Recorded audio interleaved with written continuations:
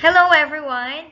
Welcome to my video presentation assignment number 5, Schooling and Culture Intertwined. And I am Rogeline Vicarante from Diplahan National High School, Diplahan, Zamboanga, Sibugay.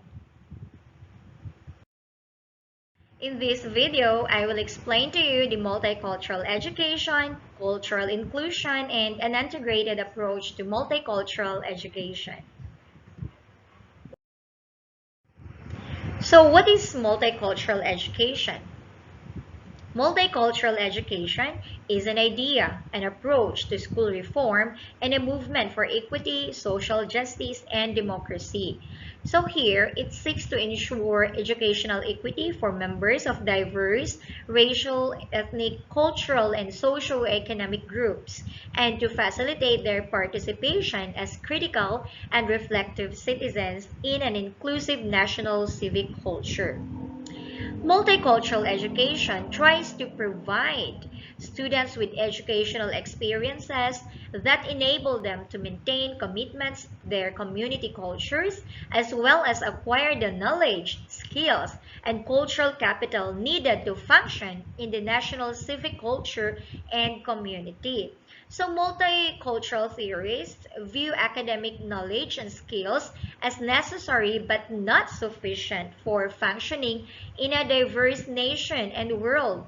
They regard skills and democratic living and the ability to function effectively within and across diverse groups as essential goals for schooling. And a multicultural education is highly consistent with the ideals embodied in U.S. Constitution, the Declaration of Independence, and the Bill of Rights. So, it seeks to extend the rights and privileges granted to the nation's founding elites, the ideal of freedom, equality, justice, and democracy to all social, cultural, and language.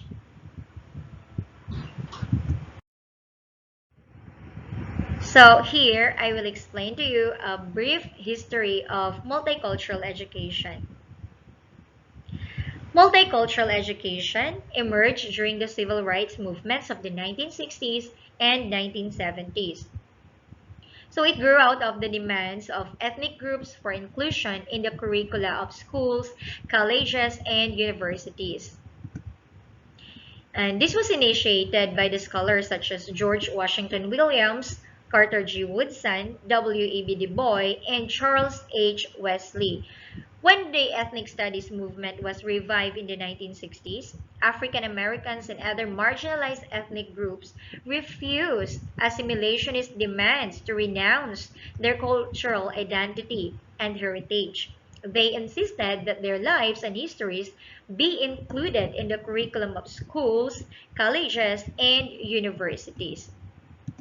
And by the late 1980s, multicultural theorists recognized that ethnic studies was insufficient to bring about school reforms capable of responding to the academic needs of students of color.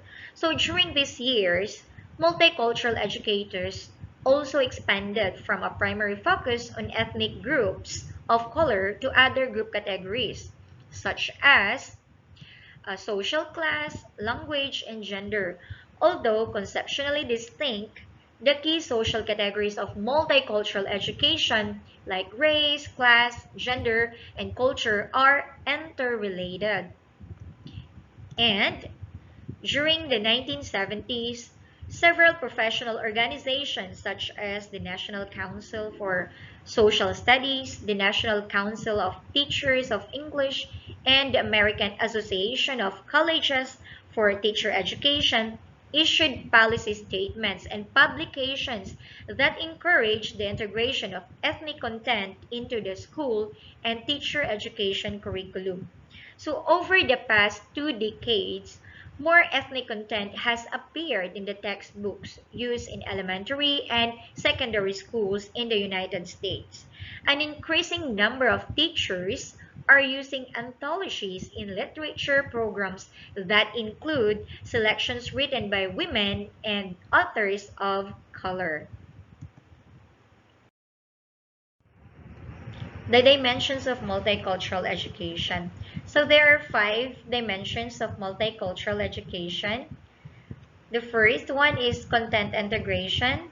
It deals with the extent to which teachers use examples and content from a variety of cultures and groups to illustrate key concepts, principles, generalizations, and theories in their subject area or discipline. Second, the knowledge construction process. The knowledge construction process describes teaching activities that help students to understand, investigate, and determine how the implicit cultural assumptions, frames of references, perspectives, and biases of researchers and textbook writers influence the ways in which knowledge is constructed. The third one is prejudice reduction. So it seeks to help students develop positive and democratic racial attitudes. So multicultural teaching involves not only infusing ethnic content into the school curriculum, but changing the structure and organization of school knowledge. So the fourth one is an equity pedagogy. So it exists when teachers modify their teaching in ways that will facilitate the academic achievement of students from diverse racial, cultural, socioeconomic, and language groups. So an equity pedagogy assumes that students from diverse cultures and groups come to school with many strengths. Then the fifth one is an empowering school culture. This dimension involves restructuring the culture and organization of the school so that students from diverse racial, ethnic, socio-economic, and language groups experience equality. So, an empowering school structure facilitates the practice of multicultural education by providing teachers with opportunities for collective planning and instruction, and by creating democratic structures that give teachers, parents, and school staff shared responsibility for school governance. So there are evidences of the effectiveness of multicultural education. And there are 3 categories of research that describe the effectiveness of multicultural education. Number 1, research that describes the effectiveness of multicultural curriculum interventions such as Banks 2001 Research Review. Number 2, research on the effects of cooperative learning and interracial contact such as Robert Slavin's 2001 Research Review. So Slavin's 2001 Research Review and Cohen and Lowton's 1995 research on cooperative learning and interracial contact activities indicate that these interventions, if they are consistent with Allport's theory of intergroup contact, help students to develop more positive racial attitudes, to make more cross-racial friendships, and have positive racial attitudes, to make or to have a positive effect in the academic achievement of Latino and African American students. And the third one, research on how culturally responsive teaching influences student learning, such as Carol Lee's 1993 study and Gloria Latson's Billings 2001 work. So, Lee's 1993 research on culturally responsive teaching indicates that when teachers use the cultural characteristics of students in their teaching, the academic achievement of students from diverse groups can be enhanced. Actually, the major goal of multicultural education is to help students from diverse cultures learn how to transcend cultural borders and to engage in dialogue and civic action in a diverse, democratic society. Cultural inclusion of multicultural education. So the culturally inclusive schools and learning environments. So this is for all students, staff, and community members equally.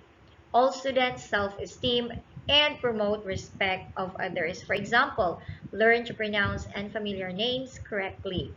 Then the culture, language, and beliefs of each student and family.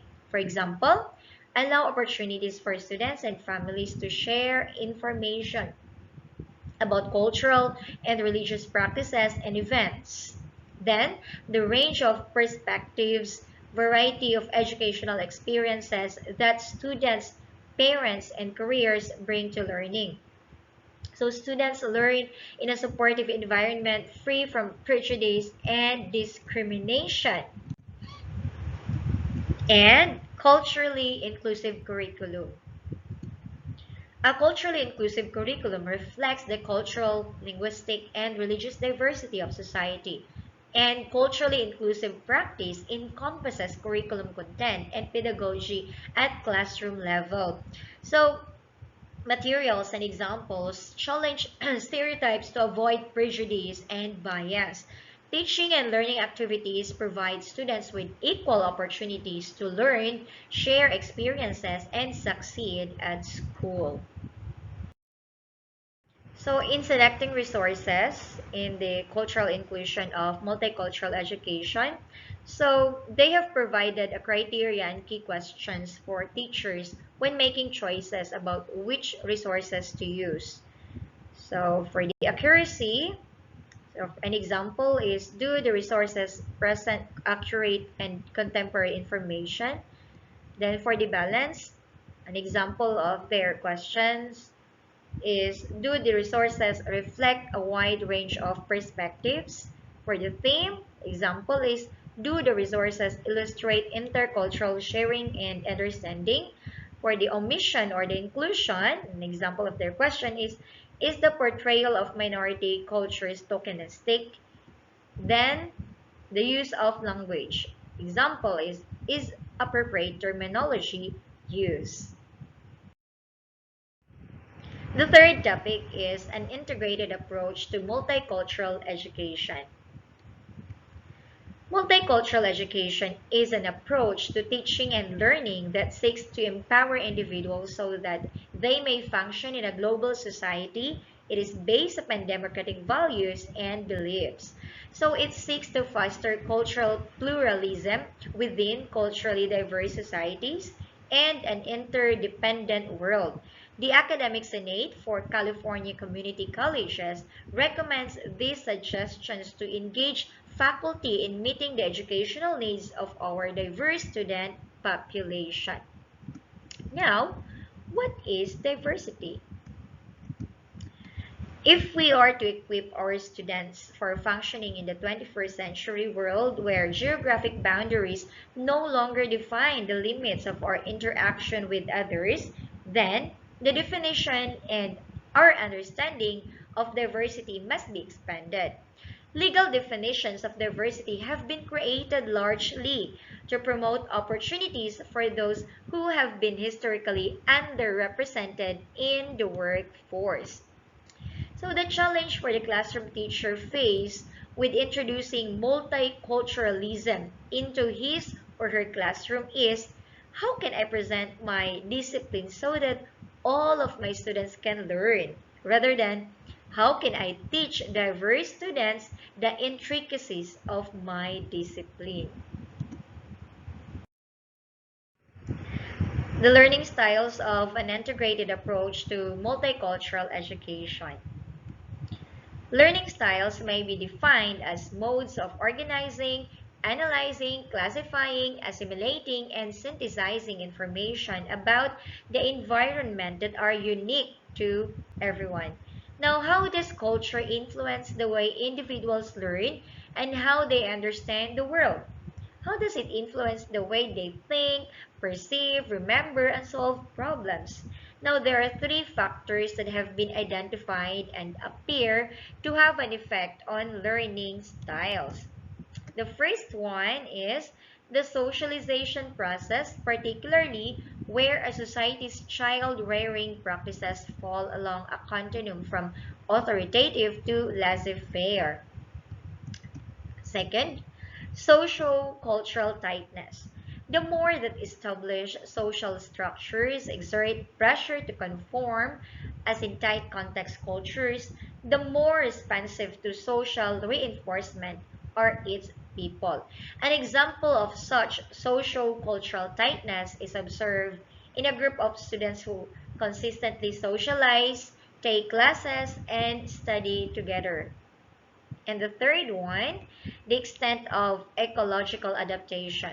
In contrast to our own society, survival in some societies depends upon the ability to make keen observations about the environment and having a rich language to communicate those observations. Reconstructing the curriculum. Curriculum transformation resulting in the integration of multiculturalism must address not only what but how we teach. Transforming the curriculum in both content and climate is intended to address the needs of those not traditionally represented in the academy, including women, persons of color, and persons with disabilities. Diversifying the curriculum is best achieved by employing a variety of modes. It must be addressed at the individual college, discipline by discipline, course by course, instructor by instructor, and student by student. So the curricular experiences that incorporate a multicultural approach to education. An anthology of for composition courses is selected because it includes works from a variety of culturally diverse authors. Some students are assigned or invited to join study groups that are composed of students from a variety of backgrounds. As an assignment, participants share home-cooked foods that are new to other members. So there is no one best way or a single answer to the questions that may face faculty in their efforts to better serve our students. By valuing diversity in ourselves and in others, by demonstrating positive expectations for students, by being willing to learn new things and to try new methods to facilitate learning, we can help our students meet the challenges of our changing world. And that brings us to the end of my presentation. And thank you so much for watching.